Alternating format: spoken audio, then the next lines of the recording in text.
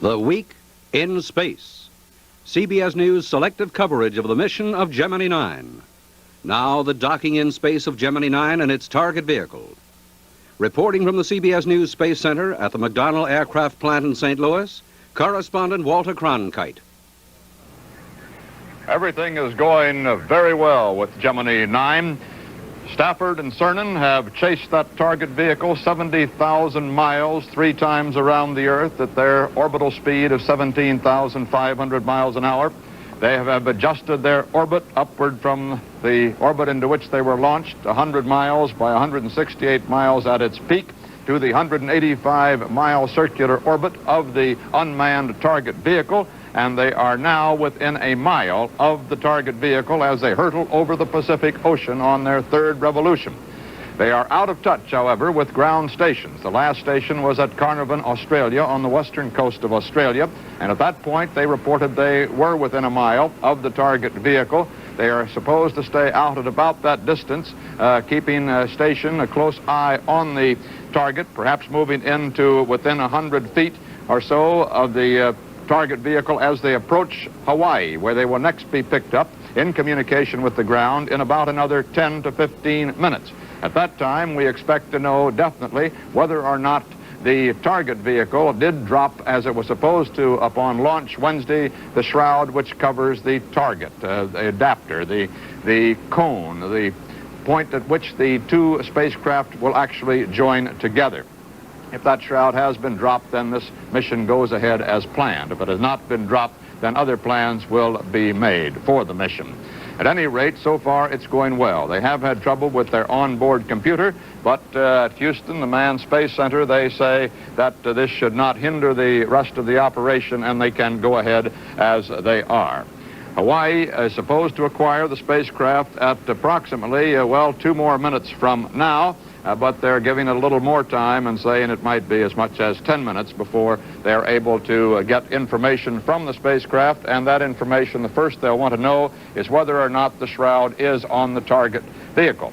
We have some feeling here at the McDonnell plant at St. Louis, where our space center has moved from Cape Kennedy. We flew up from Cape Kennedy right after the launch and are here now with Dave Shoemaker and Bob Sharp of McDonnell, who have been holding down the fort here at St. Louis so splendidly. And back there in the spacecraft behind me, perhaps they can tell us what the indications are, Dave and Bob, that we have that shroud may have been dropped.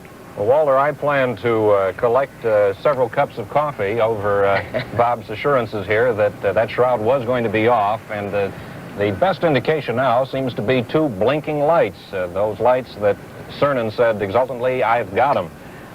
Bob, what does that mean, those lights? Well, those lights are normally under the shroud. They are on a spring mechanism that retracts back and behind the docking cone. So the shroud has to leave, and then the docking cone has to extend before these lights can be released and they fly out. So if they've seen the lights, that means they're out, and the docking cone is, or the shroud is, should not be there. Well, so far we have had no confirmation of that, either from the astronauts or from Mission Control down at Houston. I suppose we could just say that until the astronauts formally see the spacecraft target vehicle and call it in, we just will have to say it looks good, but no one knows for sure. That's the only way we'll know for certain. I'll win that coffee. All right, gentlemen, as you fly along in our simulator here at St. Louis, and as we saw just a moment ago, the view that the astronauts will be getting from the spacecraft of the target vehicle if that shroud is off. We are waiting for word from the spacecraft itself somewhere over the Pacific as soon as it gets in touch with Hawaii as to whether that shroud is on or off. CBS News color coverage, the Gemini 9. A mission will continue in a moment.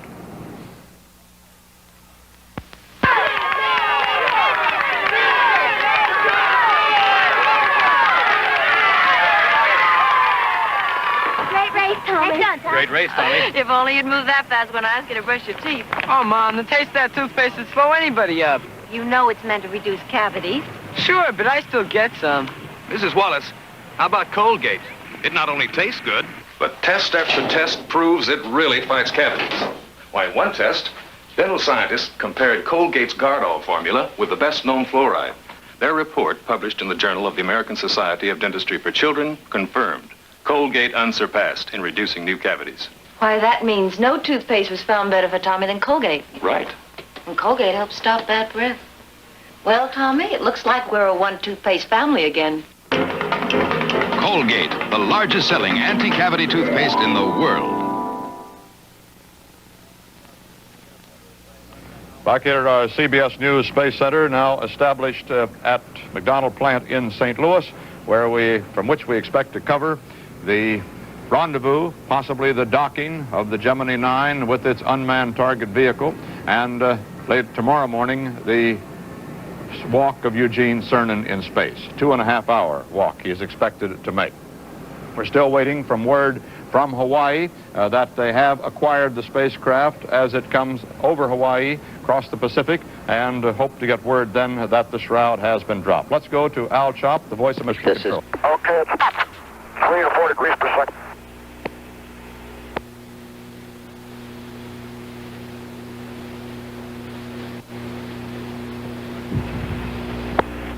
Right, Hawaii. Stand by, Hawaii. Right.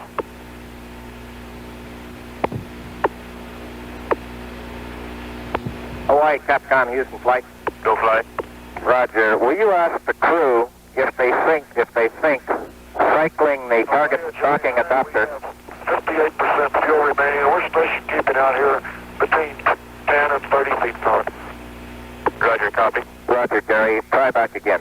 Ask the crew if they think cycling the target docking adapter from unrigidized to rigidized might help break it loose.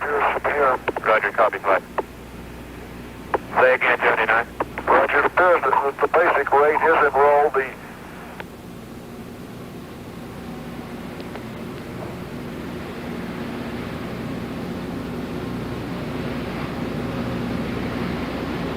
Roger, it appears that the basic rate is enrolled.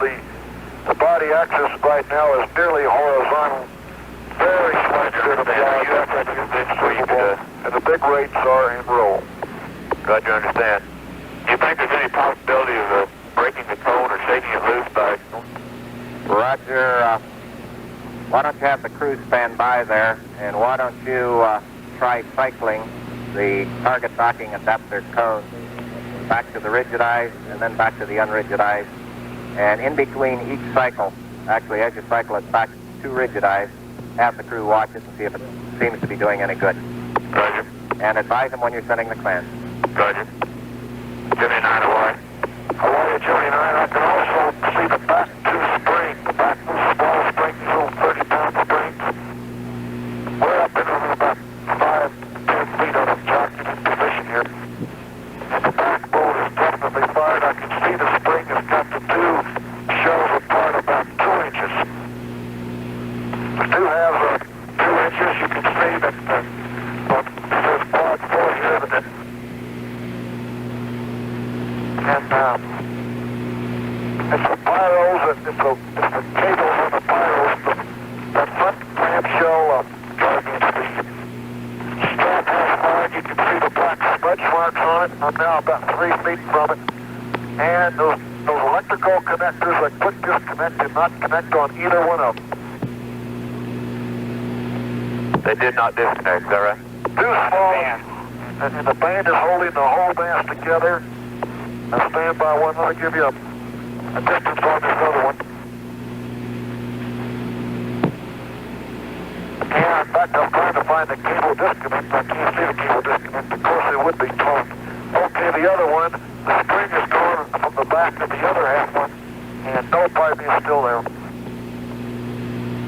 It's separated, so both the back is completely separated 3 to 4 inches. And I'll give you another good check. The only thing that's holding the whole mass on there is the band. Everybody's pyro disconnects will work. Roger, understand. We've got about 3 minutes here to our LOS. We'd like to go through one rigidized and unrigidized sequence and you watch it if you get into a position where you could watch it from. Okay, stand by one. I don't want to be too close to the things cut loose. Roger, understand. Okay, now on the other side.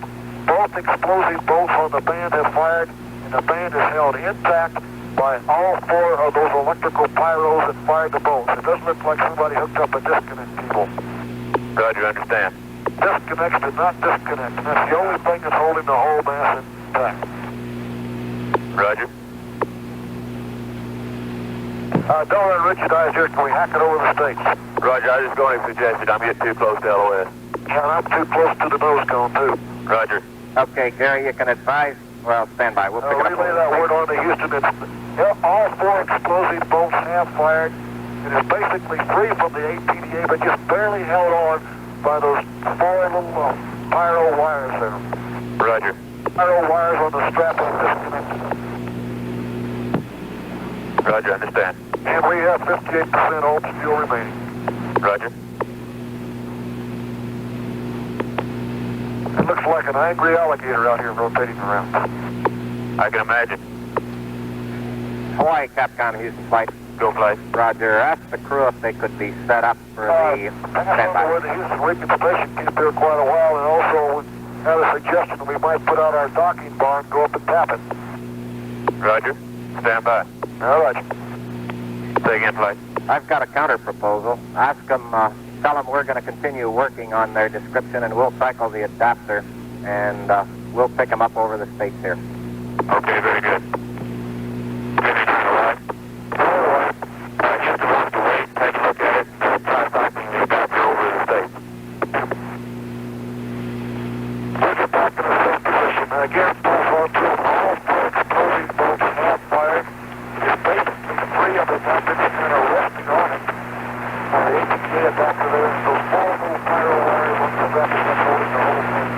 Okay, we're having LOS.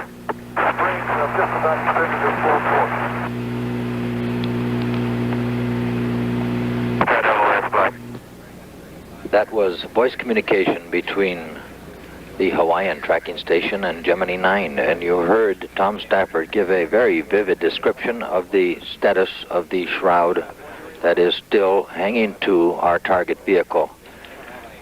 Our next communication, of course, will come when we get over the stateside pass in a few minutes, and we will attempt to bring further information at that time, hopefully a plan whereby we can release the shroud.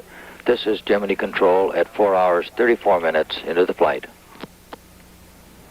That was a communication with Hawaii. They'll have about half hour almost, a little bit less than that, to discuss this matter with the various tracking stations right on across the states when the communications should be a great deal better, and make a decision at that time as to just what they can do about that hanging shroud. As you heard, the explosive bolts blew, but the shroud apparently hung up on the small pyrotechnic wires. That is, the wires that carry the electric charge to the pyrotechnics, the explosives that burst loose these bolts which hold the shroud on. Those wires did not disconnect as they were supposed to, and Tom Stafford believes they're the only things that are holding the shroud on. He says he's got an angry alligator up there. The glob has turned into an angry alligator with these big jaws of the shroud at a 25 to 30 degree angle. What they're going to exactly do about this remains to be seen. You heard Tom Stafford's suggestion that they spend their docking bar and go up and try to tap it loose. That came, however, immediately after he had said he didn't want to get too close in case pieces flew off of that thing. So there's a certain contradiction in his own recommendation, apparently. But down at Master Control, Mission Control in Houston, they have some other ideas, and maybe Nelson Benton, who was standing by in Houston, can tell us what they are. Nelson? Walter, we can only speculate, I suppose, right now about what they will do, but as you recall, yesterday, mission officials told us that if they found the shroud in this partially opened position, that would be, from the astronaut's standpoint and from the standpoint of the spacecraft, the most dangerous position that shroud could be in, because they would rather have found it closed from an actual danger to the spacecraft standpoint. The earlier word that we had was that if the shroud is on, mostly they'll just take pictures of it. However, I presume there's great deliberation going on in Mission Control now as to just what can be done to change that angry alligator back to just a nice shroudless glob. Walter? One thing should be pointed out, that while they are hurtling through space at 17,500 miles an hour, if that shroud comes loose, it doesn't come flying back like the hood of your automobile would if you were driving along a highway and it came loose and were buffeted by a 60-mile-an-hour wind. That shroud would float right along with the rest of them at that 17,500 miles an hour. What did concern the space experts before they got this report, and may still concern them, is that besides the explosive bolts, this shroud is spring-loaded, and the springs push besides the explosive bolts blowing away the band which holds it together, these springs have pushed the two pieces of the shroud out at about a 3-mile-an-hour speed. Not enough, they believe, to do any damage to the spacecraft itself, but they wouldn't want a walking astronaut to get mixed up in that. Well, that might mean that they could go ahead and practice their various rendezvous and docking maneuvers with this craft in this configuration with the shroud on, and then when they got ready for the spacewalk, they just back off away and let Cernan do that in the safety away from the target. Dave Shoemaker has a model back here showing us how those clamshells open. And Dave, maybe you could give us a little explanation of that right now. Walter, this, I guess, is an angry alligator. It's pretty hard to tell from the description exactly the position that the shroud is in, but it's probably something like this. Bob, what seems to be holding it together now? How would you describe the situation? I couldn't understand all the conversation, but there's a ring, a clamp ring that goes around this portion of the shroud, and evidently that hadn't gone all the way, was the impression I got, so that the clamshells couldn't spring away. And normally there's a bow in each one of these clamshells, so when they're squeezed together and the ring holds them, this will keep them together. And then when they blow the ring and it's pulled up and released, the ring, I believe, comes off, and the natural bow then in these two clamshells tend to push them apart. Well, apparently, this shroud has come partway off. That would explain why they saw the acquisition lights, and they've also described that there was some separation in here. Also, they talk about at least two possible remedies. One that we heard Tom Stafford mention was just coming up and bumping it. What would be the danger of doing that? I don't know. I can't really think of any danger. David, let me butt in here because the astronauts were getting some conversation from them. All right. Delta V 20, 35-second burn time. 25 all zeros, 26 is 9 0, 2 0 0, 27 is 0, and forward thrusters up. Roger. It sounds to us like that perhaps the cables haven't pulled the disconnects to the wire bundles, in which case we would definitely have to wait until with the contingency plan B there on waiting till later to look at that. We will go ahead and exercise that TDA as soon as we get acquisition at the Cape. Your platform alignment prior to this SEP will be about 5 minutes from now, so you got that much time to do what you like. Okay, Neil. From here, it looks like it's very possible that those wire bundles could have separated. It's real hard to see, but again, there's everybody squared away on what's holding the thing together. Well, I think everybody down here is pretty well convinced by your description of the situation. No, okay, I can't really tell whether we have two big umbilicals that goes to the ATDA. I can't tell whether those are still attached or not, but it's the four little wires that go into each of the explosive bolts on the strap that's supposed to have a disconnect on it. And those are all intact, and all four explosive bolts are fired. So it's just the little disconnect umbilicals on the strap that have not pulled. All four of them are still intact, and all four should have pulled. Roger, we're with you, Tom. Texas Remote, California Local. Cal Local.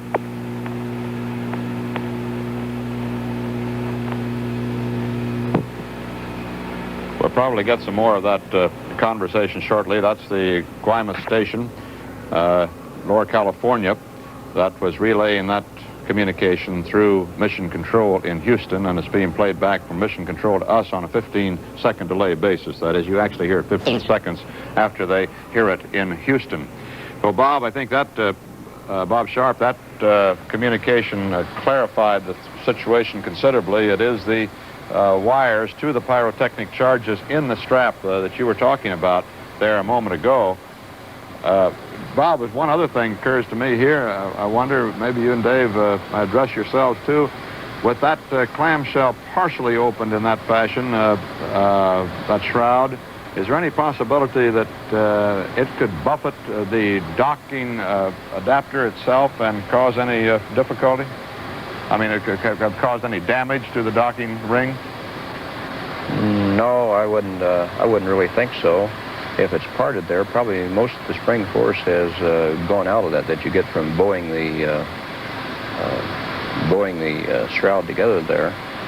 I don't see how it could damage the adapter. That's a pretty tough hunk of stuff. It's made to take a whole spacecraft impacting on at some oddball angles at around 1.5 feet per second. Bob, they suggest that they might exercise, they call it, the ATDA. What does that mean? That they'll rigidize and unrigidize the docking cone, or what? Yes, when it gets over the Cape, then they'll have the capability of sending a command to rigidize the docking cone. That means the docking cone right here will retract back into the ATDA, and then they'll unrigidize it again and cycle it out. And this could, if it's hanging up on the cone or rubbing it a little bit, give it enough of a jar to kick it loose. So, Walter, it looks like they've got some really real-time decisions to make up there right now. Yes, and we see now the wisdom of these rather complicated flight plans of theirs, which in this case take them, first of all, over Hawaii before the docking, and then across the United States. This gives them the opportunity, which they now have, for some clear communications, discussion between the astronauts and the ground station and the experts there at Mission Control. Here's more of the conversation from the astronauts. Okay, and then how long will it take you to get in position for platform align as soon as this is over? Oh, not too long. Okay, we're going to be running out of alignment time here.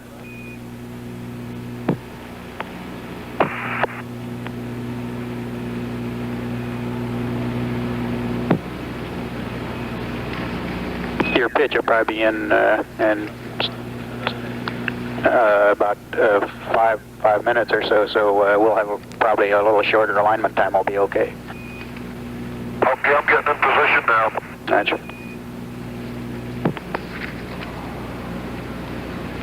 There's one thing about this information from the astronauts is that apparently the spacecraft, the target is not tumbling, it's rolling. Neil, have you got any ready for my suggestion about extending the docking bar and giving us a tap?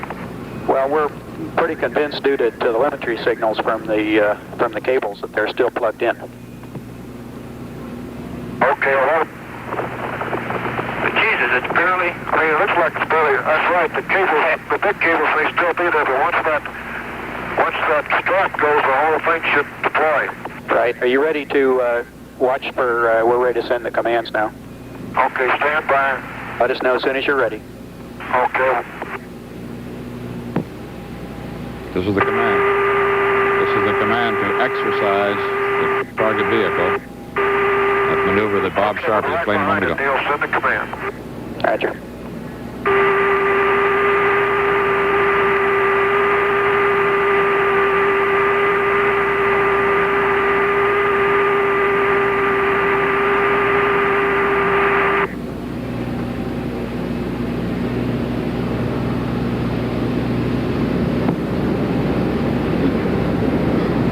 Okay, rigidizing now. It's moving. It's moving all around.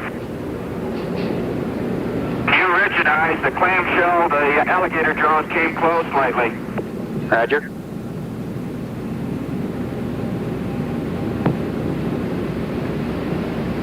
Acquisition grantor.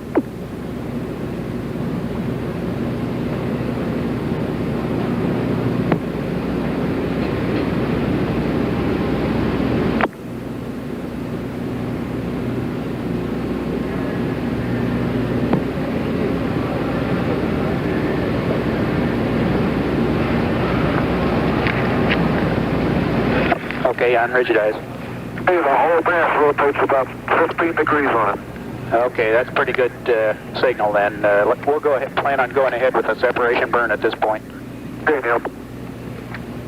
Position, start aligning.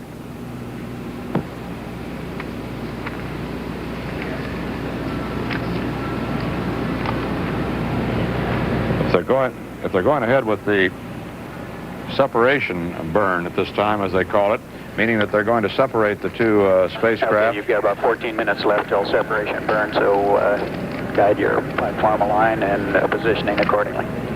Roger. This means they have gone to the alternate plan and apparently do not intend to attempt docking.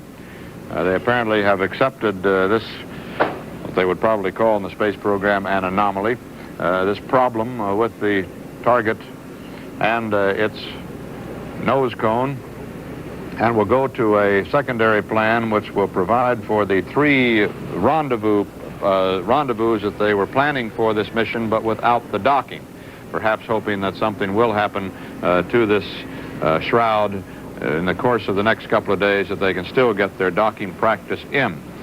Chris Kraft at Houston has said that he does not consider docking a priority item in this mission at any rate, since the Armstrong-Scott successful docking went so well in Gemini 8 before they had trouble with their thrusters and had to come down early.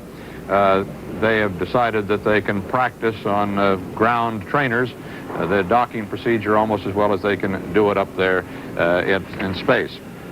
We have seen a little space drama this afternoon as they checked on that shroud situation.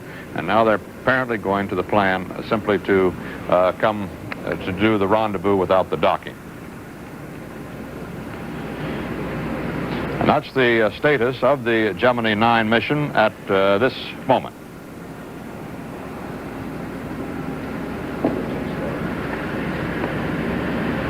We're at our CBS News Space Center here at the McDonnell Aircraft Plant in St. Louis on the 3rd revolution, with the spacecraft now coming across the United States and about to pass over the Cape on out toward the Atlantic on its 4th revolution. We now have established that the shroud of the target did not jettison as it was supposed to have when the unmanned target vehicle was rocketed into orbit on Wednesday morning. It is hanging by the wires which connected the explosive bolts to the battery supply in the target itself. Those wires are still connected and are holding the shroud open like a pair of alligator jaws at some 25 to 30 degree angle. They make it impossible to dock with the target adapter. The spacecraft, Tom Stafford, still has suggested he'd like to go up and give the shroud a little nudge with the spacecraft to see if he can break it loose, but Houston has not given him permission to do that. Houston did try rigidizing and unrigidizing, pulling in the docking collar and pushing it out again on the target adapter, and it did move the shroud but did not break it loose. And the last word we heard from Mission Control in Houston to the astronauts indicated that they are dropping for the time being the plans to dock. They're planning now the separation maneuver, which will get them in position for the 2nd rendezvous attempt, and a rendezvous without the use of radar, but only with the use of onboard computers and second. The trouble now is that the onboard computer has been malfunctioning this morning as well, and how they'll go through with this 2nd rendezvous we haven't been told as yet. Let's listen to the astronauts.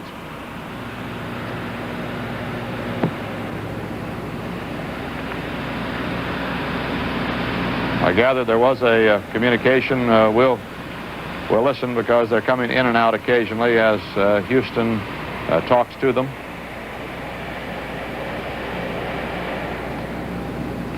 You can see by our map there in the upper corner the position of the spacecraft as it nears the beginning of its 4th 4 hours, 51 minutes into the mission.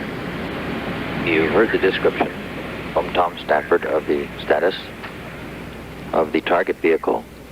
At this time, spacecraft and target are passing over the Antigua tracking station area, the northern part of South America. They are beginning the 4th revolution for the spacecraft. Tom Stafford has aligned his platform, moving into position for the equal period re-rendezvous, the burn for which will start at 5:01 elapsed time. 5 hours 01 elapsed time. The burn will be a delta V of 20 feet per second, delta time of 35 seconds. He will pitch down 90 degrees with the blunt end up and fire his forward thrusters. This will place him approximately 2.5 miles above the target, and they will reach a maximum separation from the target of approximately 11 miles. They will be behind the target approximately 11 miles and will come up again and re-rendezvous with the target. During this, after the burn is completed, there will be necessary a slight mid-course correction, which will be figured out by the crew aboard Gemini 9. This is Gemini Control at 4 hours 53 minutes into the mission. This is what is called a radial translation maneuver. It's 20 foot per second, or some 13 mile an hour upward burn of the rockets, giving the spacecraft a new orbit of 179 miles to 191 miles, some few miles above the orbit of the target vehicle.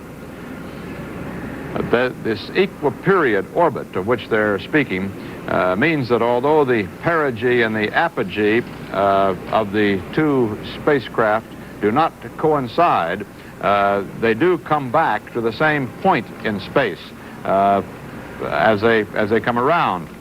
Maybe we can get a demonstration of that a little later on from perhaps IBM, one of our graphic people, as to how this apogee and perigee situation works with an equiperiod orbit. But that is the basic principle of it. The apogee and the perigee, the high point and the low point of the circle of the Earth, are not the same, but they're in the same plane, and they do come around to the same point again after a complete revolution of the Earth. That is the intention of this maneuver. When they come around on the next time after this separation and come back in range, then at that point the spacecraft is going to attempt to make rendezvous by simply the use of the onboard computer, if it is working at that point, or information sent from the ground as to the location of the two spacecraft, and a sextant. Jack Siegel is at the IBM console in New York and can demonstrate that equiperiod rendezvous for us. Jack? Walter, maybe this computer demonstration, computer graphics, will give an idea of what we're talking about. Here we've greatly distorted the orbit around the Earth to get our point across easier. The Gemini and the target vehicle. Now let's show what the Gemini is doing first. When they talk of a radial burn, they are pitching down 90 degrees to point directly at the center of the Earth. If you ran a radius from the center of the Earth out, the Gemini is pointing right down. Then they are thrusting away from the Earth. So really, Walter, they're not adding thrust either forward or aft in their flight. What they're doing is adding thrust to change the shape of their orbit. Now, this is greatly exaggerated. I believe the actual figure, Walter, is 13 miles, the furthest distance that they will be apart, but during the revolution around the Earth. But in this, you'll see they've changed. However, they will still go around the Earth in the same rough amount of time. Now, the question that is asked normally is, well, why are they doing this? This is being done so that because they would come back to the same point as originally, that, let's stop this for a moment, when they get to about 80 degrees further of travel to go, 80 degrees radial travel, they'll then use their sextant and just use the onboard computer possibly for computation to try to rendezvous earlier. That's what they'll be doing in this particular case with the equiperiod rendezvous. Have I covered that for you? I think you did it very well, Jack. Thank you very much. Those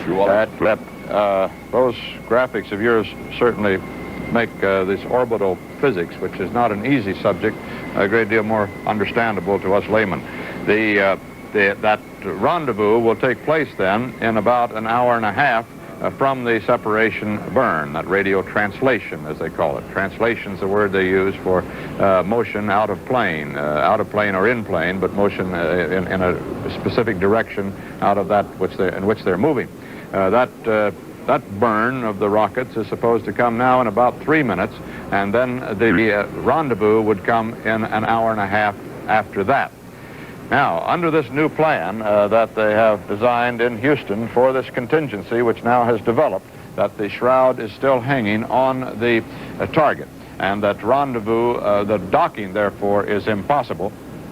And we see a simulation here of the situation which pertains out there now with this real alligator, as Tom Stafford calls it up there. They will do their 3 rendezvous maneuvers. They have done the original rendezvous on the 3rd orbit. It was a perfect rendezvous.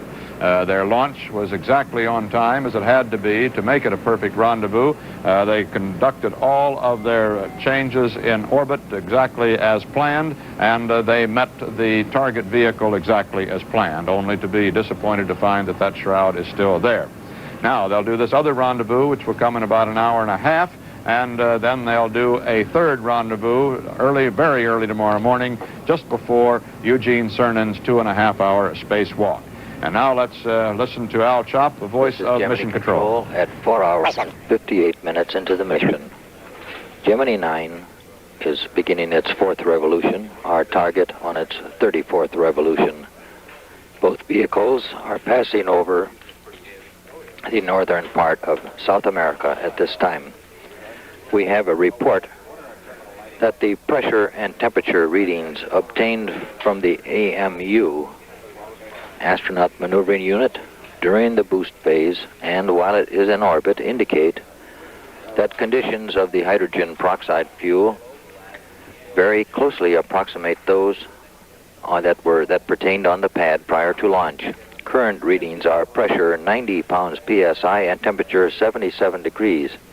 Captain John Donahue, Air Force project officer for the AMU experiment, remarked that the unit appears to be in excellent condition. This is Gemini Control at 4 hours, 59 minutes into the flight. News selective coverage of the mission of Gemini 9. Now the start of astronaut Gene Cernan's 2.5-hour walk in space. Reporting from the CBS News Space Center at the McDonnell Aircraft Plant in St. Louis, correspondent Walter Cronkite. Good morning, and everything is going well for Eugene Cernan's walk in space. The longest man has yet attempted, only the 3rd time a man has stepped out of a spacecraft into the void of space and floated independent of the machine that took him there. Eugene Cernan is scheduled to step out of that Gemini 9 spacecraft out over Hawaii in about 5 minutes from now. It has been a very restful night for the 2 astronauts. You remember it was the fact that they were fatigued after their very difficult rendezvous operation yesterday that postponed this walk for 24 hours.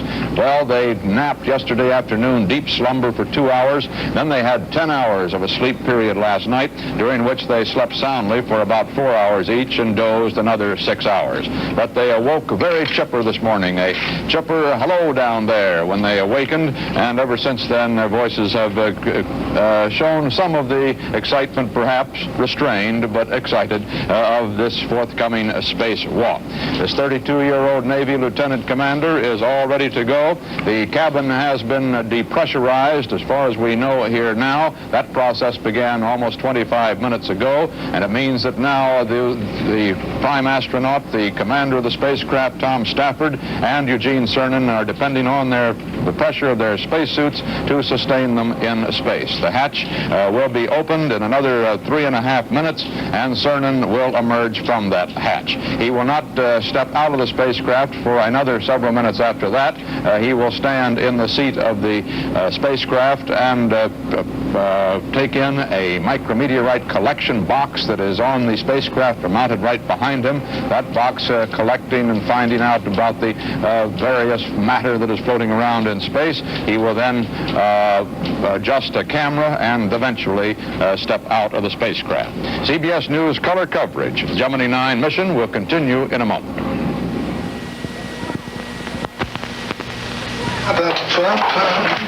What Well, what do you know? Don Juan's back in town.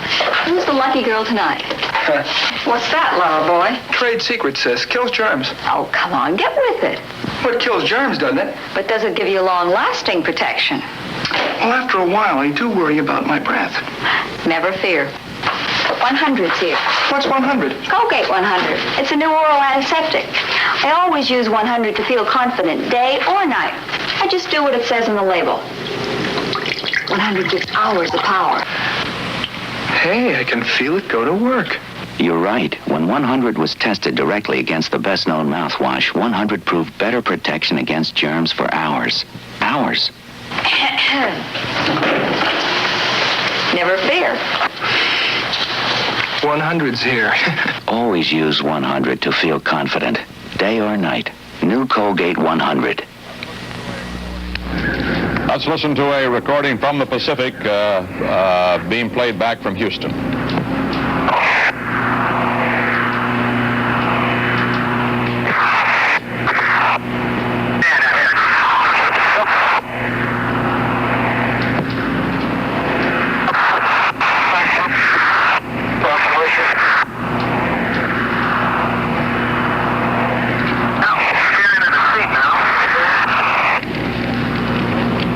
This is a very difficult translation to understand.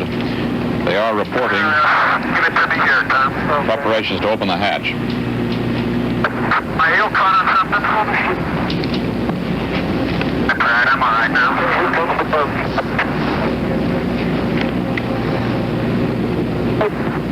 Man, a kid.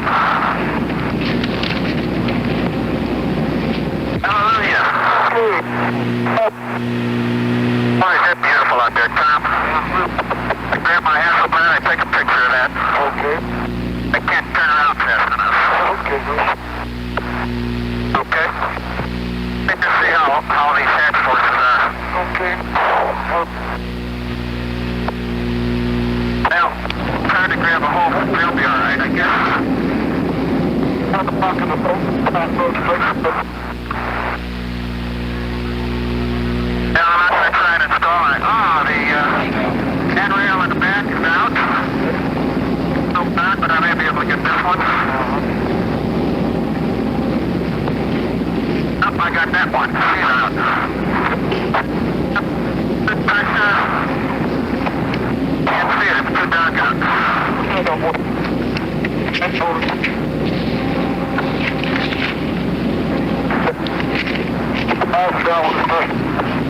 Okay, my license down now, Tom.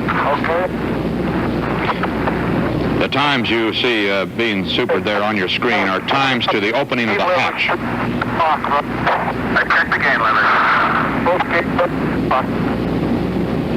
Okay, I'll check again, but I already put them there, Tom.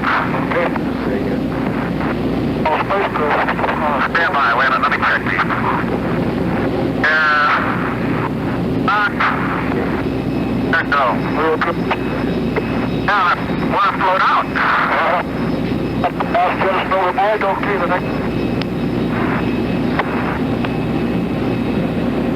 It's a little bit dark yet, Tom. Let me see. Just float up.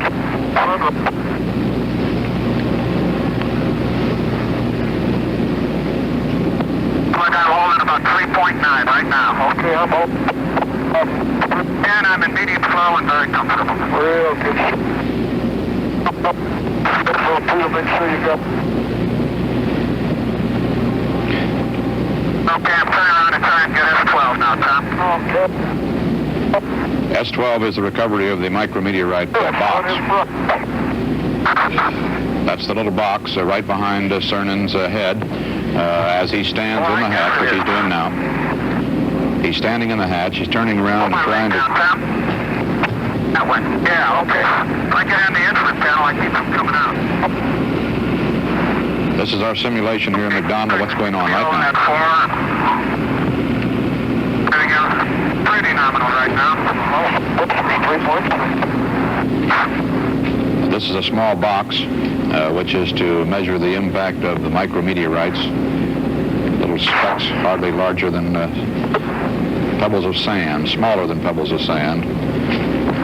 scientists interested in just how hard they do impact a body. And this box has been... Okay, the S-12 lanyard's on. Here comes S-12, Tom. Okay. I still got it. Okay, I'm leaving go. What you're hearing is a conversation between Cernan and Stafford. He's handing down this micrometeorite box. Yeah, join the cloud. Yeah.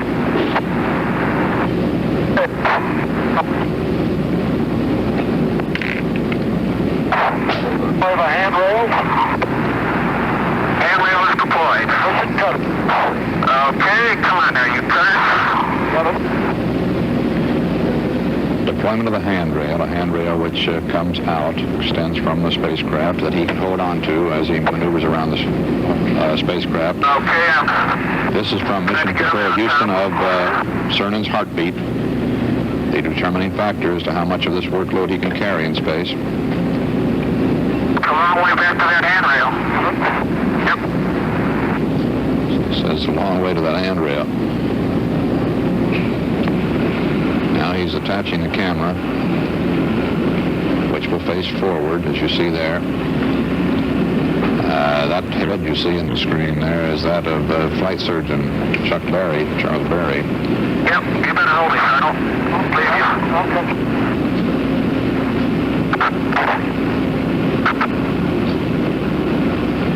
The man you see in that space. And you see in that spacesuit is Miles McClure, ground engineer. There to get at these things to the handrail so far back. I think...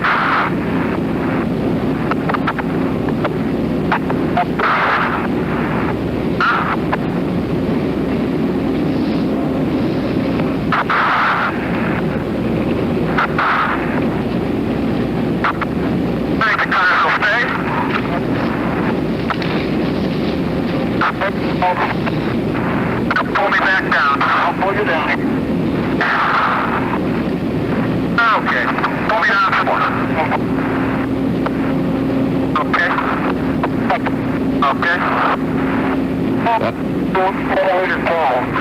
That broken transmission sounds as if Cernan has stepped out of the spacecraft. Hey, Tom, put me back more. I don't see anything waving off the adapters from here.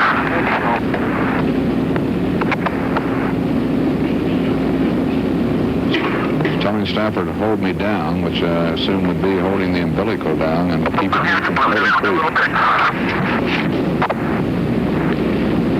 Okay, let me try these double. Okay. Hold the camera, now let me check the settings again, Tom. 6 frames per second, 200. And F16, huh?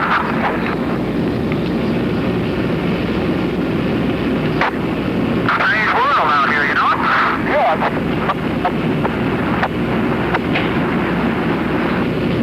You're listening to the conversation between Cernan, floating in space now, outside of his capsule. It's nearly as we can get to by indication, and with our simulation here, of course, he's talking back to Stafford, and that radio command link.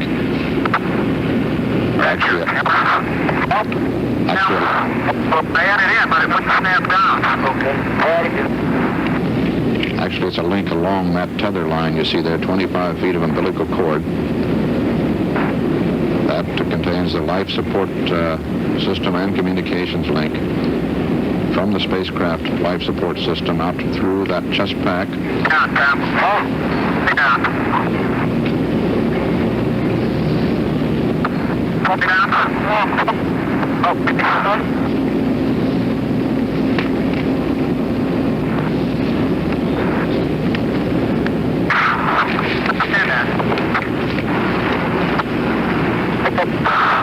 Okay, hold on a second.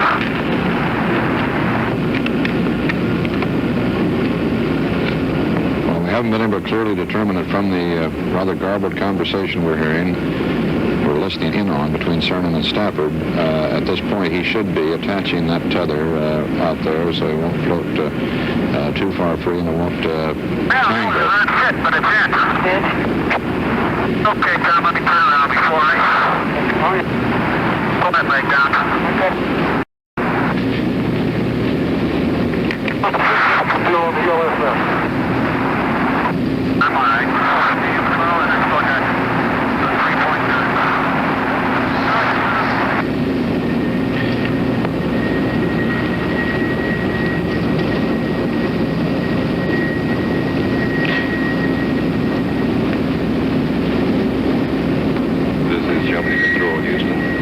behind that? Gene Cernan going about his duties in a very businesslike way, it sounded to us here on the ground. The communication a little choppy to start with. They improved as we moved through the center of the Hawaii circle. And we lost acquisition about a minute ago. We should pick them up again in about 2 minutes via California. At 49 hours and 26 minutes elapsed time, Gene did retrieve the S-12 micrometeorite impact emulsion dish. He also deployed the handrails about 2 minutes later. And he noted it was quite a distance back to the handrail. He seemed to have a little trouble setting up his EVA 16mm camera. And now we have reacquired via California. Let's go back to the spacecraft. Okay, let me take a preview here, Tom. Okay. We should have steady transmission and good transmission. The ELSS wants to ride up in my face. Everything I think goes up. Houston standing by. Okay. We should have pretty good transmission now for the next 20 minutes until they lose the signal again over Antigua. The pass over southern California and down around the Texas border in Mexico, out over the Gulf, but in communication with the Texas stations, then in the Kennedy station, Bermuda, and Antigua before we finally lose this signal again on the spacewalk. Hey, Dick, if you're listening, and I know you are, boy, got a beauty coming.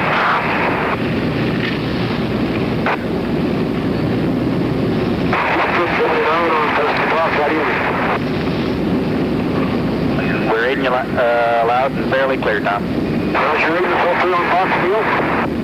Roger, you're clipping a little bit, Tom, but we're getting most of it.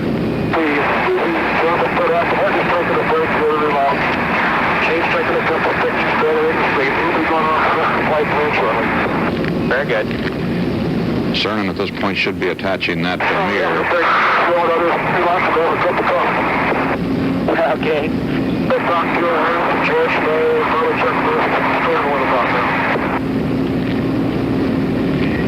That mirror so that Stafford can see Cernan when he goes to the back of the spacecraft.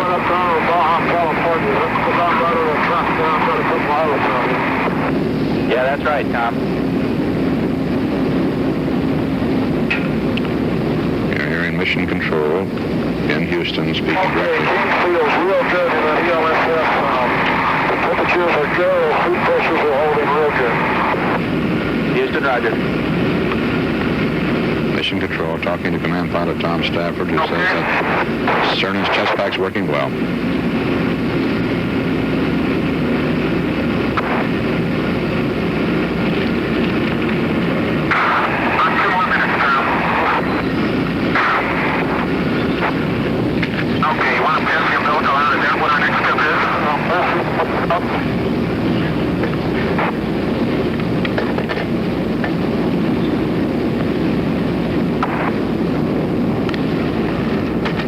That's a 25-foot umbilical cord on which he is maneuvering. He is not. We're coming right over LA, I think. I can see Edwards, and I can see the island.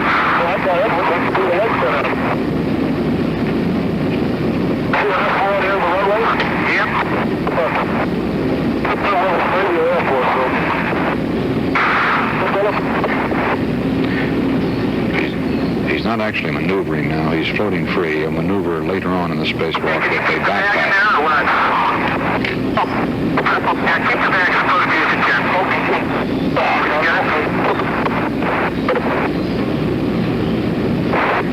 I suppose you heard Cernan say you can see Edwards Air Force Base below him, see the islands off the coast of California. His first comment when he stepped out there was, it's wild out here. California. Yeah. Okay, can you pull that in anymore? Okay. Go ahead, put it on, please. Do what? You can't, we got some here? Throw it out, give it to me.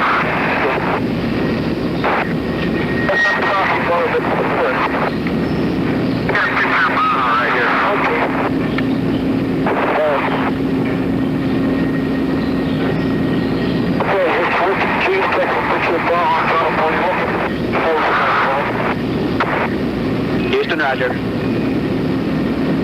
chest pack he's wearing. Weighs some 42 pounds. It can circulate. Who's here? Yeah, you're all here. Okay. Down the nose. Okay, wait a minute.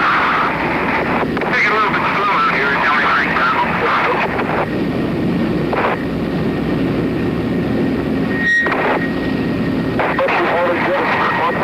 Yeah, mine's holding good. More comfortable. Okay, you better give me the doctor, man.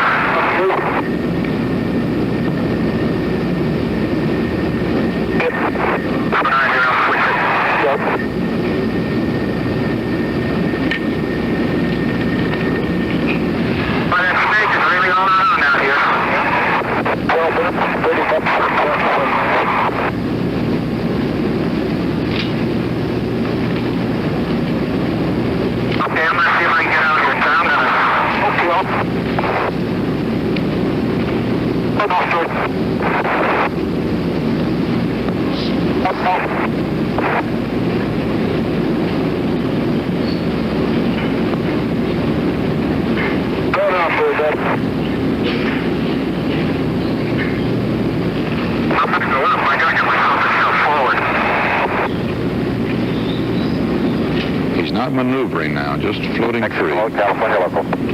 Texas remote. California local. Get there on the side, come down a little bit.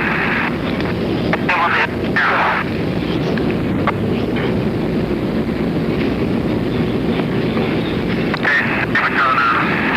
It's Dr. Barry closely watching those heart rates. Here we go now. Fuck you, hey.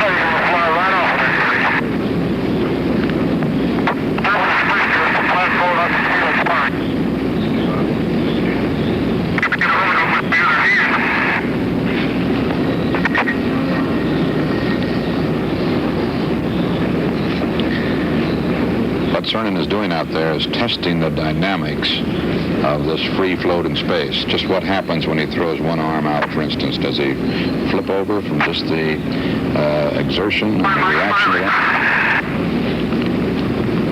And the dynamics of the umbilical tether, what that does, when he pull on the tether like that, does the spaceship itself move, or does he pull him back toward the spaceship?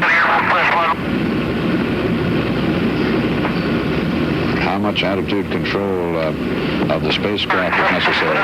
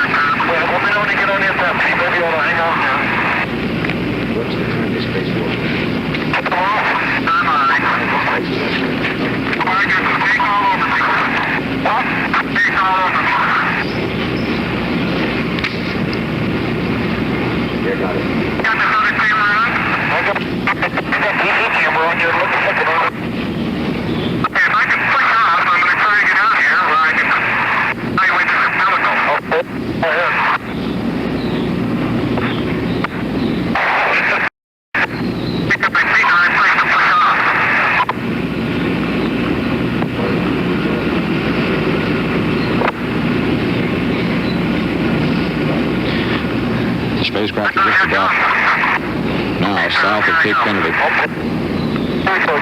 Real good. just about south of Florida now.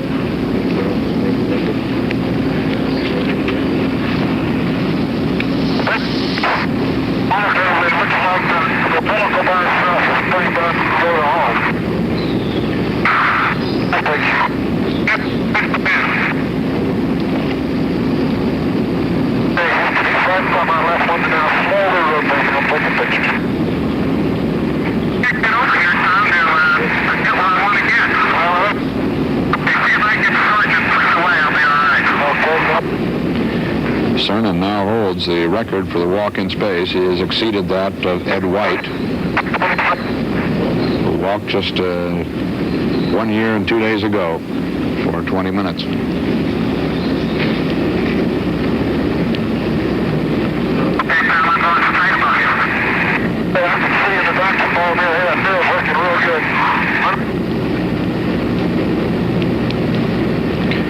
At this point, Cernan comes back to the hatch. He will step down in the hatch to readjust cameras. And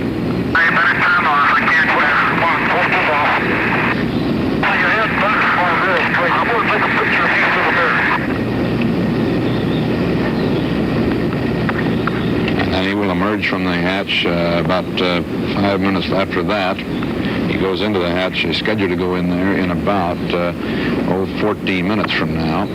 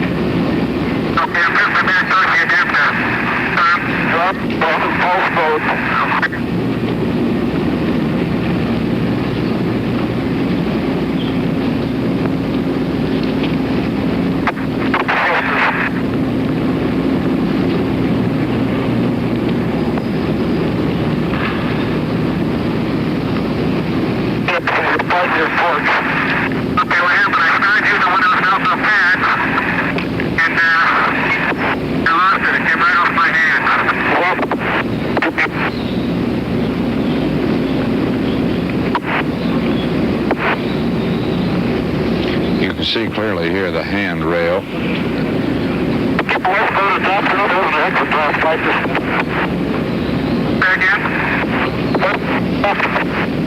I can for a little bit. I want to evaluate these hand pads if I can.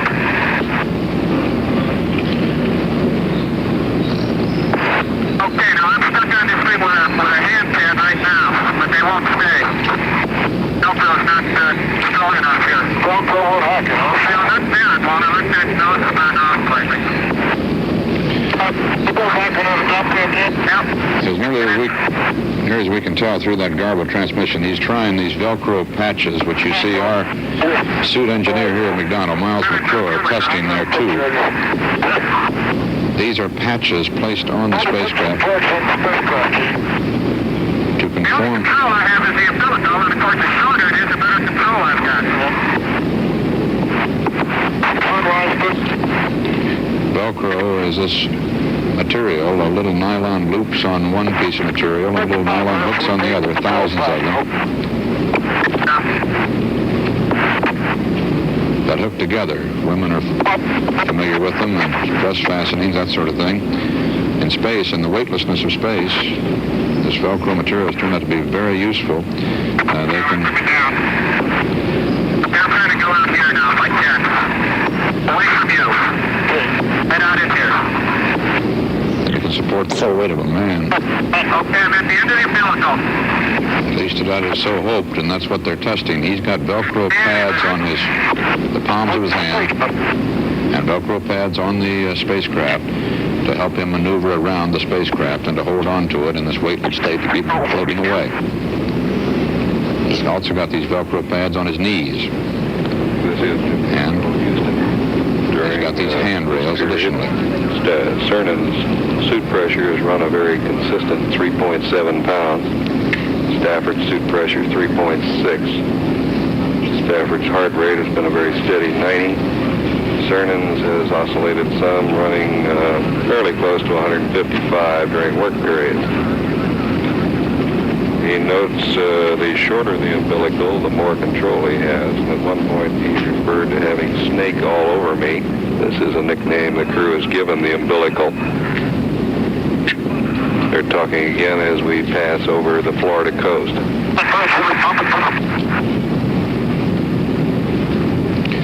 Cernan's heart rate of 155, just about what Dr. Berry expected. If it goes to 170 and holds at that any length of time, Berry will become concerned.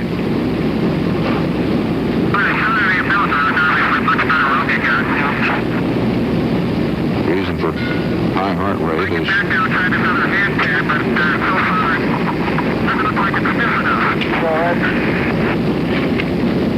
for high heart rate, partly excitement, partly exertion.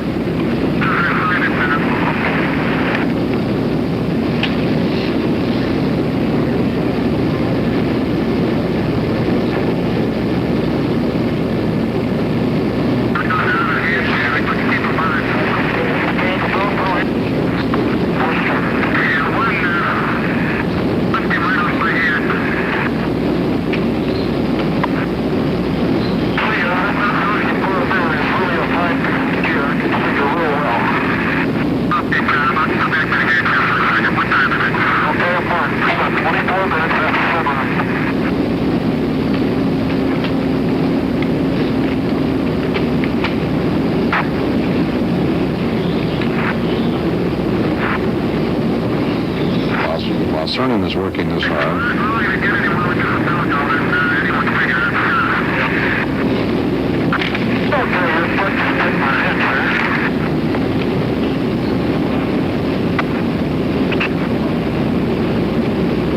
While Cernan's working this hard, so is Stafford.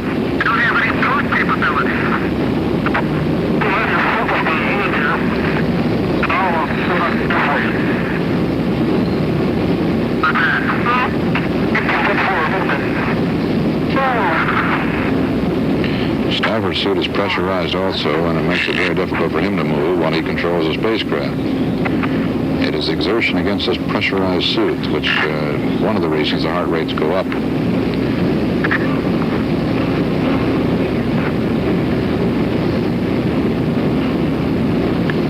Man has now, on this Cernan mission, accomplished more in space than any of the two previous spacewalks.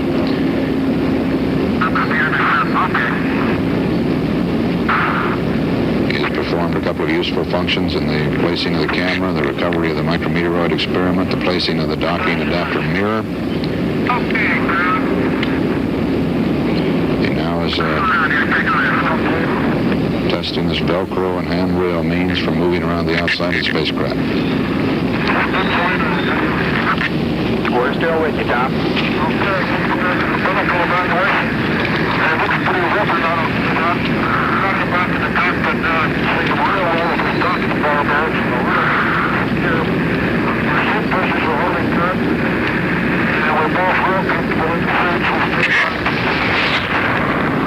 Roger, we got that. Can you give me, I can use This is Gemini Control, Houston. The crew seems to be following very closely the flight plan sketched out for you about an hour ago. Cernan is back in the area of the cockpit, and they're about ready to change the camera film.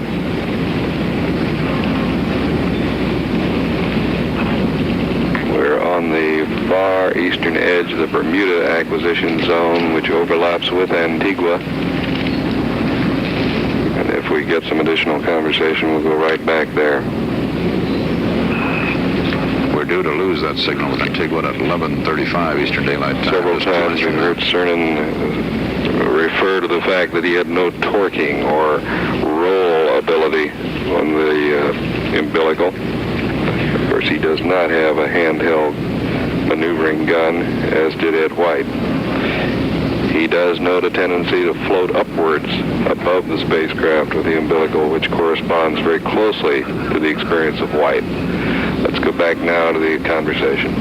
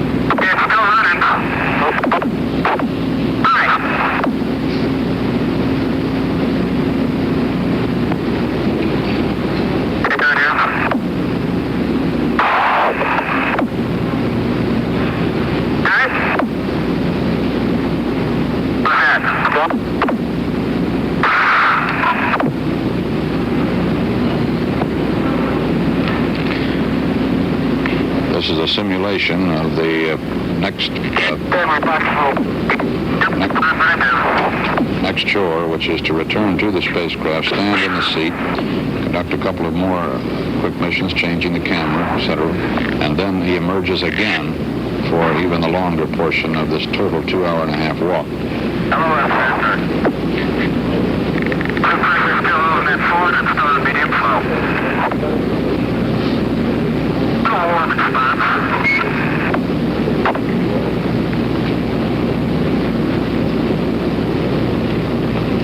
Stafford monitoring his instruments, controlling the attitude of the spacecraft. He warned Cernan at one point to stay away from the thrusters of the spacecraft, which come out at about 1,200 degrees Fahrenheit at the nozzle. Check on that primary tank pressure now. Let's bump it up.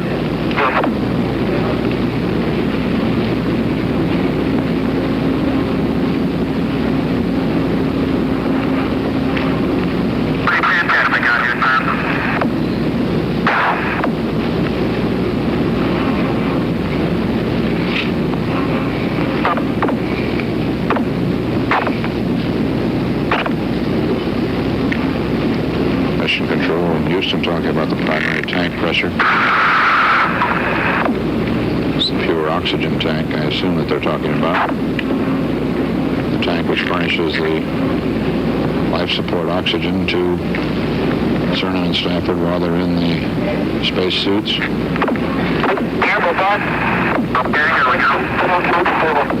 Houston approaching LOS. LOS is loss of signal, and that comes at Antigua, over Antigua. It should be coming just about now. At that point, there will be about 6 minutes in which there will be no communication with the spacecraft. They'll be out of the touch of the ground stations. The next ground station will be Ascension Island out in the mid-Atlantic.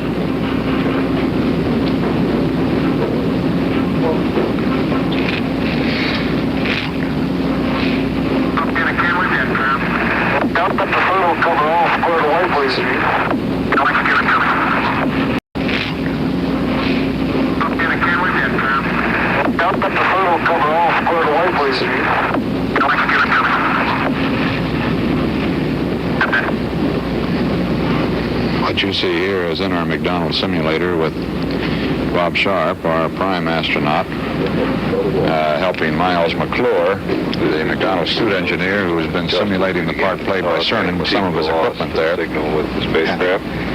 Ascension will pick it up at 50 hours and 1 minute into the flight. We presently read 49 hours, 57 minutes. That's Paul Haney relaying to the crew noted that they had changed the film in the EVA camera. Stafford noted at the end of that conversation that he had jettisoned the thermal curtain which protects the AMU device in the after end of the adapter. He's also illuminated the EVA lights. They are now, or in about 20 minutes, we'll be moving into a night area. The flight plan calls for Stafford to extend the handrails and the foot bar in the adapter area, which Gene will be braced against when he dons his astronaut maneuvering unit. Meanwhile, Cernan is to move to the adapter area and inspect the area generally and look at any strap hangings that might be part of the separation from their Titan booster. He didn't note any earlier. We got a very brief report there. He didn't see a lot of straps as we saw in the Gemini 6 spacecraft. So Cernan will, in about 5 minutes from now, move out of the spacecraft again and back to the back of the spacecraft to the adapter section, where he'll stand through the night side pass around 20 minutes, putting on his astronaut maneuvering unit, and then venture forth again. CBS News color coverage, the Gemini 9 mission, will continue in a moment.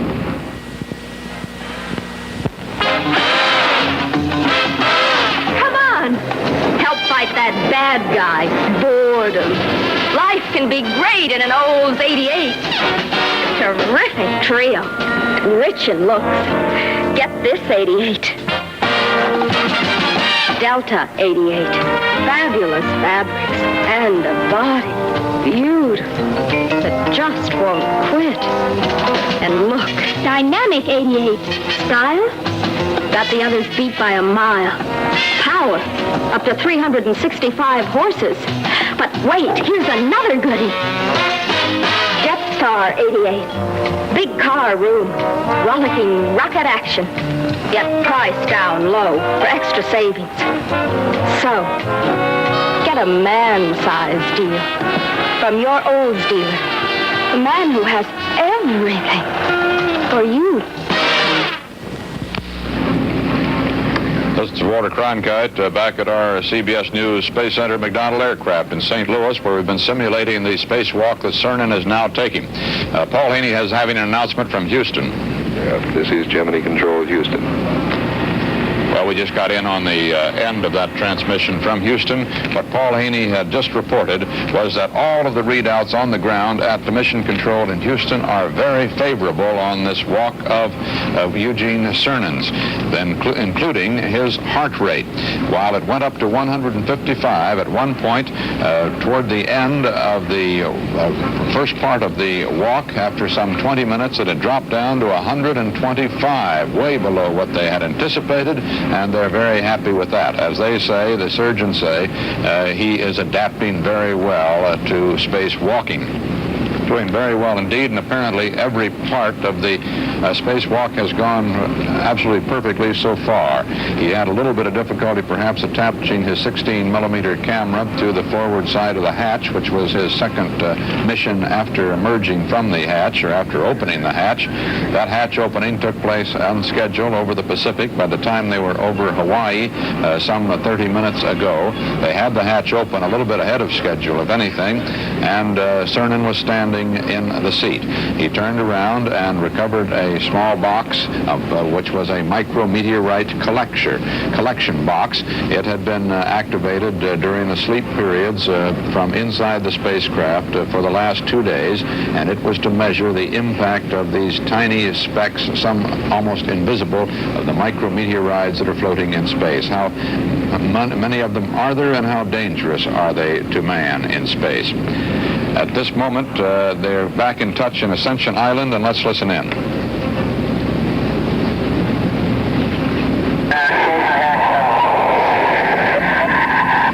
Roger.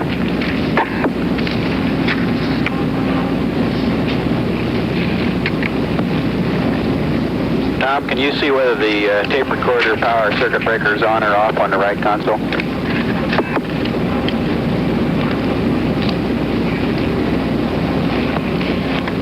That's probably the same circuit breaker that they had trouble with earlier in the morning before the spacewalk began, causing an uncontrolled roll.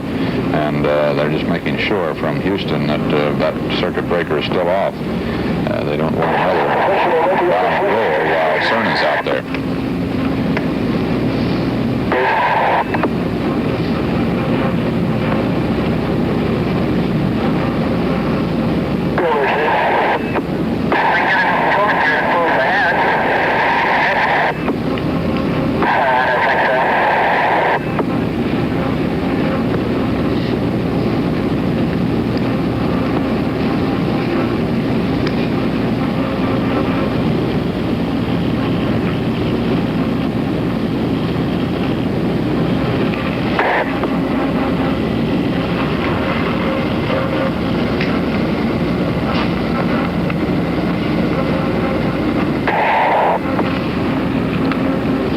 heard a moment ago. As you heard a moment ago, they have jettisoned the cover around the astronaut maneuvering unit. That's this 166-pound backpack that Cernan will don in the back of the spaceship.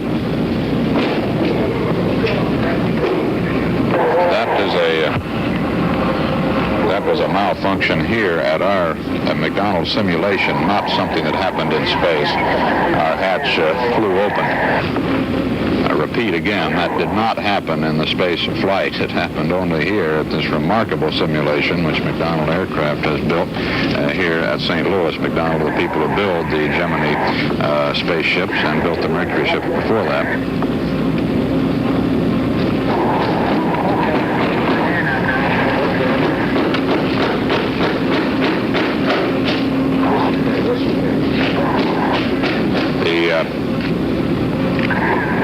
At this point in the space flight itself, Cernan should be leaving the hatch again.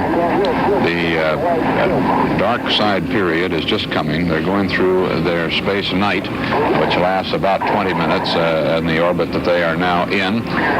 They're entering that over Africa, and Cernan emerges from the spacecraft, goes to the back of it, back into the adapter. The adapter section of the spacecraft is that section which controls the life support systems and so forth while they're in orbit. And it is jettisoned before retrofire when they return. Right now, it's a solid ring, about 3 feet deep and some 10 feet in diameter.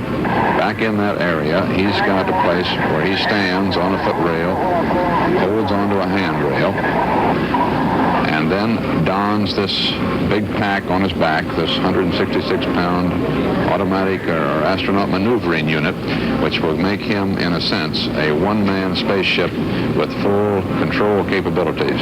The first time this unit has ever been used, far more sophisticated than that used by Ed White on his walk. And actually, the question in space is whether, as elaborate a piece of equipment as this, it will be needed, or will a simple handheld unit, such as that Ed White used, be adequate. They won't know that until they've tested this and other units on this and the next 3 scheduled Gemini space walks. The next one of those to come up in July, on July 18th, is the present schedule. Cernan should be at this moment, although we are not getting very clear transmissions,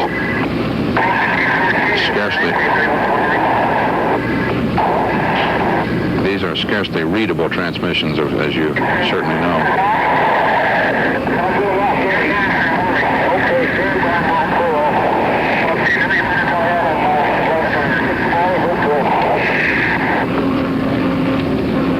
These are still the transmissions between Cernan and Stafford that the ground is monitoring. In this case, they're monitoring at Ascension Island.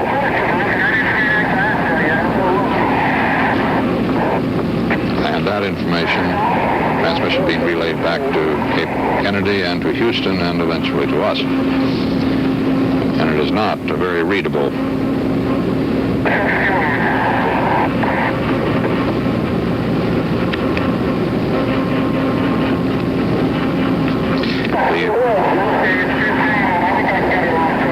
So far, this flight has proved out just exactly what Ed White had suggested earlier from his short walk, and so far this flight has been very much like Ed White's walk, with a few exceptions. Cernan has done more out there than White did in the first American spacewalk. He did recover that box with micrometeorite experiment. He set up the camera. He set up that mirror that you saw that will permit Stafford to watch him as he goes to the back of the spacecraft. And he tested, as did Ed White, the dynamics of the umbilical cord, what happened when he pulled on it, what happened to the spacecraft, and so forth. And now he's getting ready and is going back to the back of the spacecraft to get into that unit during the next 20 minutes and prepare for the further walk in space with his fully controlled maneuvering unit, a one-man spaceship.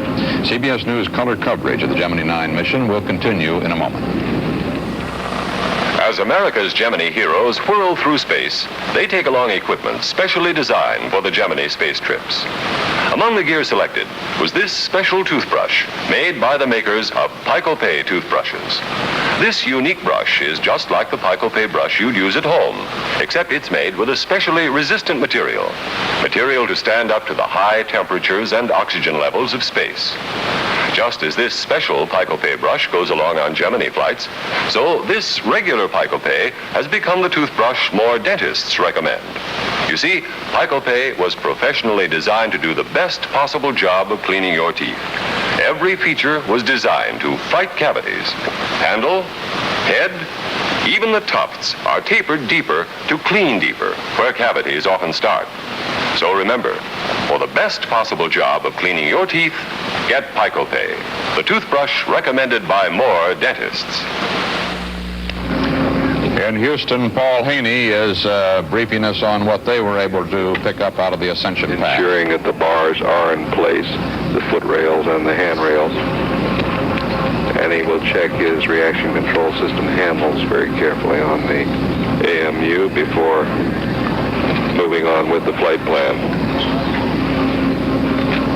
We presently read 50 hours and 10 minutes. The crew has consistently stayed right with the flight plan as written. We expect sunset to occur in the Pretoria area at 50 hours and 16 minutes into the flight, at which point Cernan is to enter the adapter area. Our next acquisition is slated for 50 hours and 13 minutes through Pretoria, South Africa, and followed by an acquisition at Tananarive at 50 hours, 18 minutes. It is unlikely that we would have any voice communication coming back to Pretoria. I think it'll be a ground monitor only situation. This is Gemini Control, Houston. What Paul Haney was I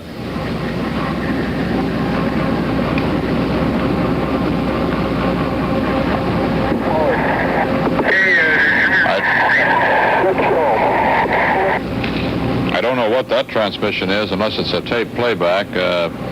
They're not supposed to be in touch with anybody right now.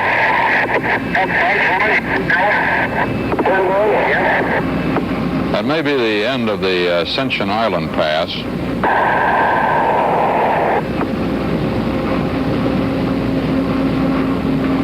As you know, these tracking stations are placed strategically around the globe to keep a constant touch with the spacecraft as is possible. But this is not possible given the present state of the radios that can be carried on these spacecraft with weight and space limitations. And with the large ocean spaces and large jungle wastes, well, there just aren't enough tracking stations and ships at sea to keep in touch with them at all times.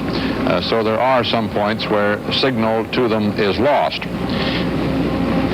One of these points is coming right now, and they will be out of touch with the Ascension Island station out in the middle of the Atlantic. From there, for about 2 minutes, to the Pretoria, South African station picks them up and carries them along for another 8 minutes. Then they're out of touch. I take that back. Pretoria and Tananarive station out in the Malagasy Republic, they overlap, and there will be constant communication with them from about 11:53 Eastern Daylight Time to 12:06.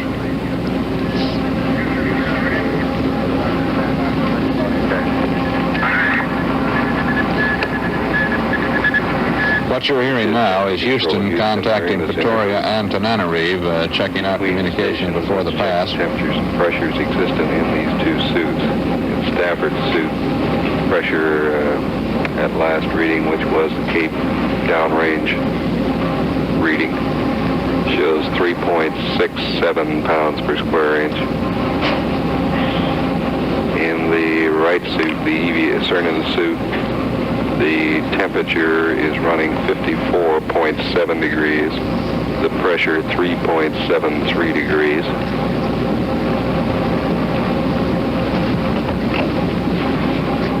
Meanwhile, the AMU hydrogen peroxide, the gas fuel, which has not yet been activated, the system still is inactive until Tom Stafford turns a switch in the cockpit. That reading shows a very steady 85, which it has run since the beginning of the flight.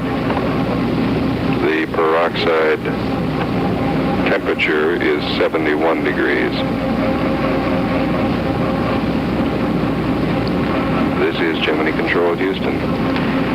This is the first attempt to assess the value of this hydrogen peroxide in a small unit such as this astronaut maneuvering unit, and there is a constant monitoring of the pressure and temperature of that hydrogen peroxide. The substance, very much like ladies use to blondine their hair, used to at any rate.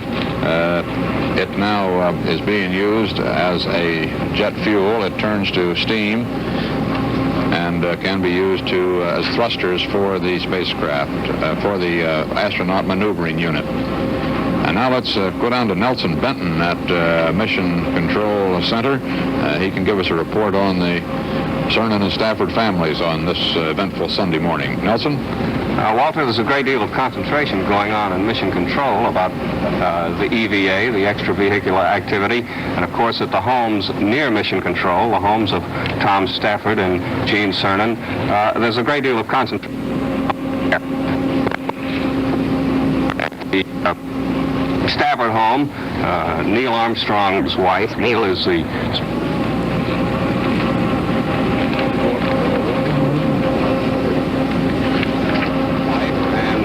small child of astronaut Roger Chaffee out there. However, not everybody's concentrating on the flight. The last report we had from the Cernan home is that little 3-year-old Tracy is not watching, is not listening. She's in the backyard swinging. Walter?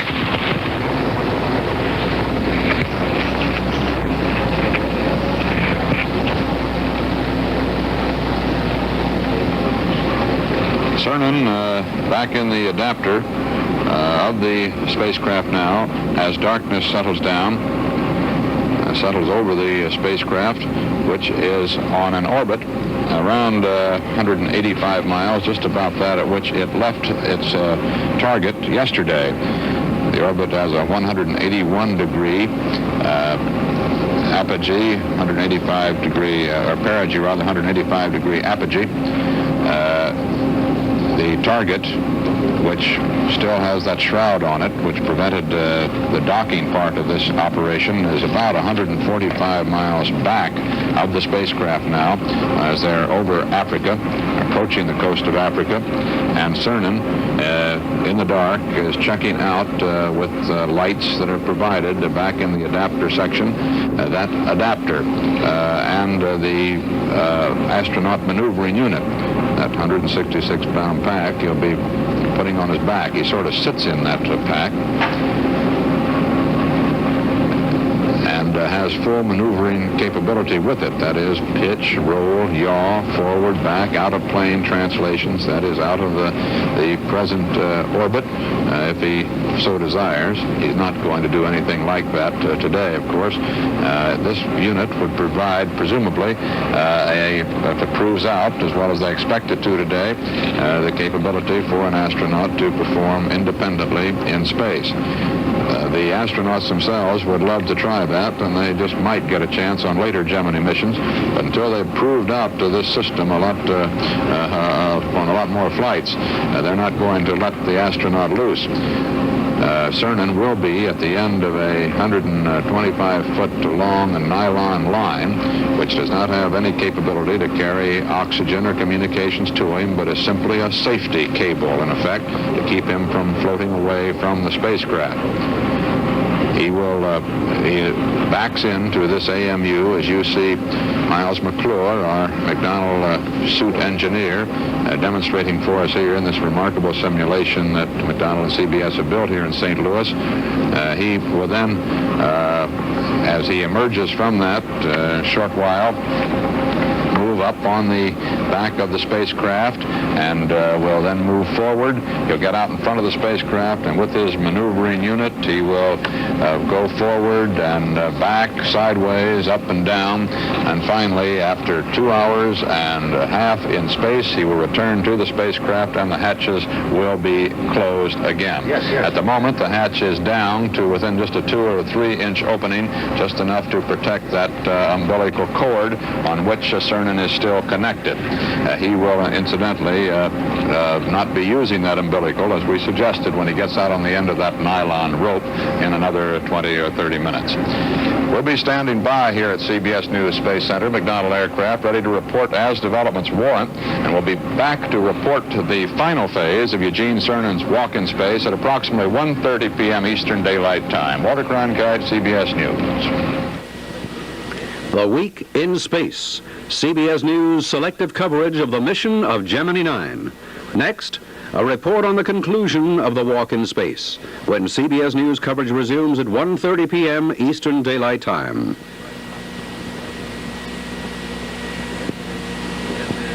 This is CBS.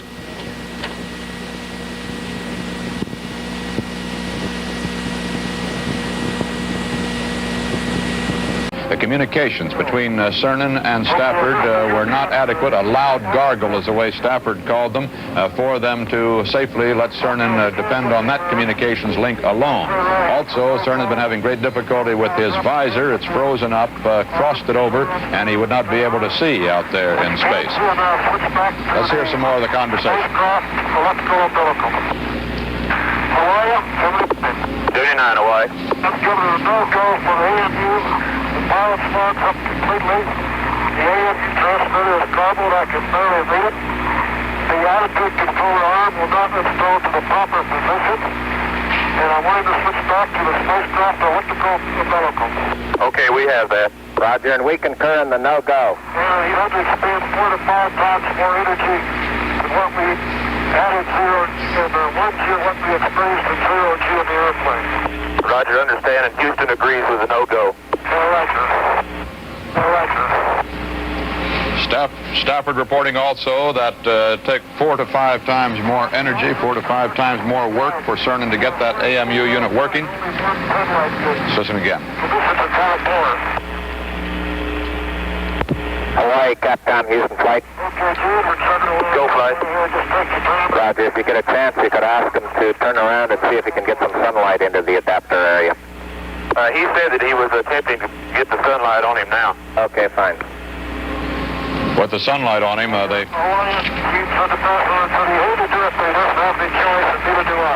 Roger, we understand. With the sunlight on him, they might be able to warm up and... Okay, he's back on the freezing and the fogging of the visor, that probably will happen. But all of these other malfunctions with the AMU mean that, as you heard, Stafford had recommended and the ground had accepted the recommendation that they abandon that AMU experiment.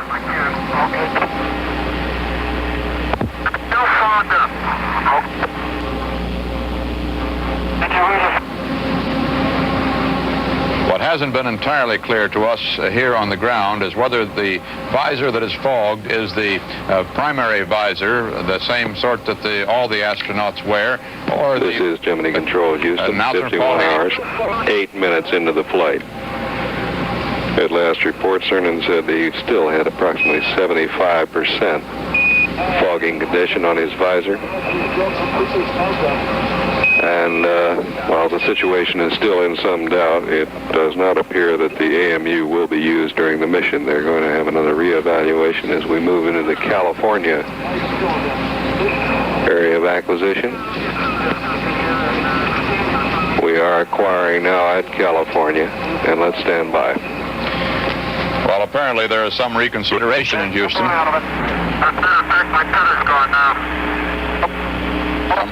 Some reevaluation the last 5 minutes. At 12:44 Eastern Daylight Time, they said no go for the AMU. Now they're reconsidering. Hawaii is LOS. Roger, Hawaii.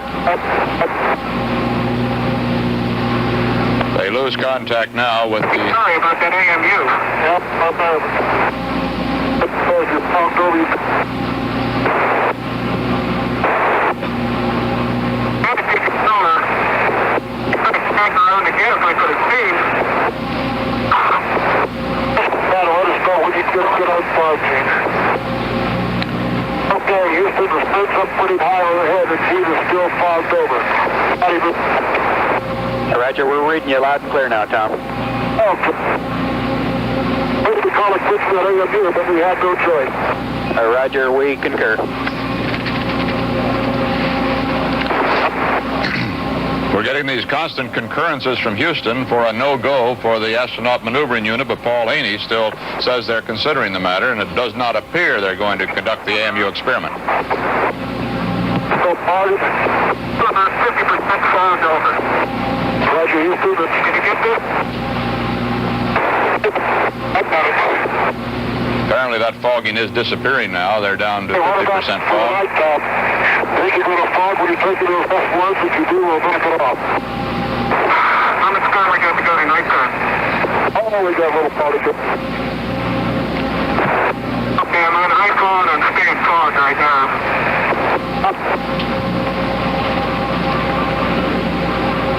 By our Colesman orbital map there, you see where they are. You might have Gene check his emergency bottle pressure when he gets a chance.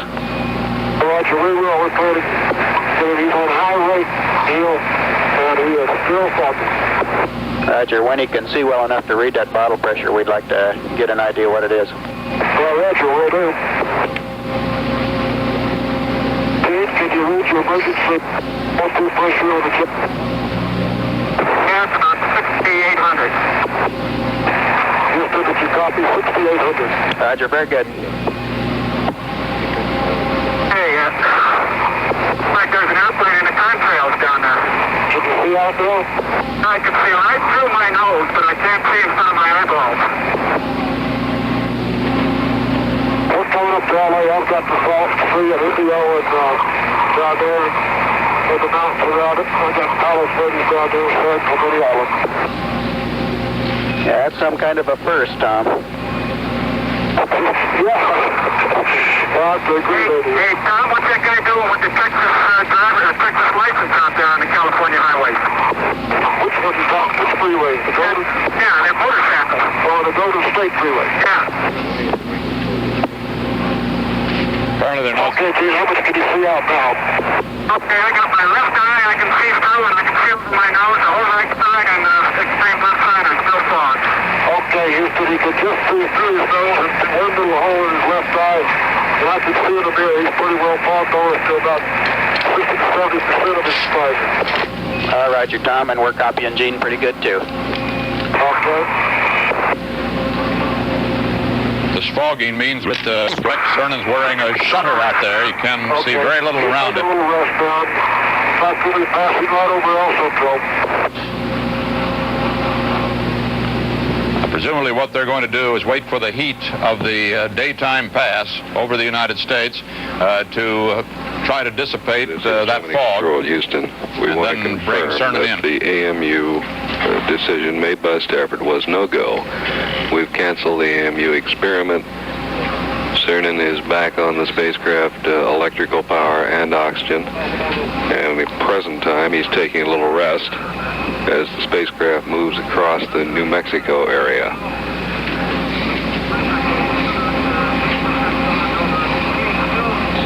The attempt to connect up with the totally independent astronaut maneuvering unit, the AMU. An amazing visual definition that he could see through a little spot where his nose was, but he could not see through where his eyes are. But apparently, as to demonstrate that his vision wasn't completely obscured, he asked why that motorcycle or car down there on a California freeway had a Texas license plate, injecting some levity into the situation, which I suppose is needed at this point.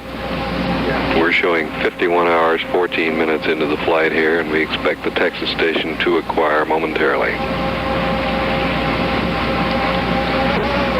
Cernan is, in effect, as if you were sitting in your automobile, and the windshield and the windows were all fogged up with a little bit of crack down about where the radiator cover is. This is about what he can see out through his visor. I'd like to tell everyone down there that's concerned, I'm so sorry about this. Houston, Tom, tell them we're not concerned a bit. Well, they really deployed to place. Stafford apologizing for the fact there. Well, I'm standing here. I might place you. The bathtub did hang up, by the way. One arm rail was deployed. The foot rail was deployed. The foot arm rail and with the umbilical cord was deployed. They were hung up with the bathtub. I was able to get back there without any problem. I saw it was just hanging loose. And I spun the bathtub loose. The arm rail came out. The umbilical cord came out. So I was spun away. I had the starboard EVA light back there, and I had one pen light. I think one of the problems was that just before sunset, up at my bath must have got well over 100 degrees because it was really hot. And right after it got cool, my visor started up, and I could just look at the thing with the fog visor, but I just couldn't see enough of what I was trying to get at. And then the visor fog completely over. Tom, we copy. And I'm still about, I guess about 40% fog right now in high flow. That's Cernan speaking, of course. It's just about through here. It's pretty high. There's Stafford's voice again. Okay, Roger, it's Houston, ready to beat this game here now. Basically, it's still fog. It's around 4. Okay, one thing. How about getting the docking mirror out? It's really bad at first. You want that out of there? Yeah, we want it out of there. Okay, I'll go up and get it. Texas Road, California local. Texas Road.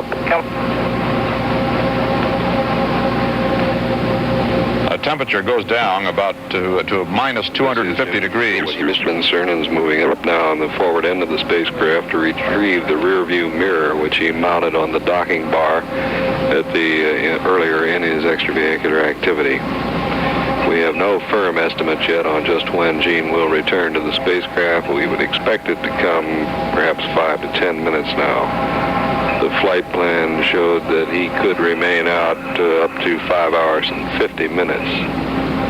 He may elect to take the full time. It's just not known at this point. His fogging is now reduced to about 40%. Let's go back for additional conversation.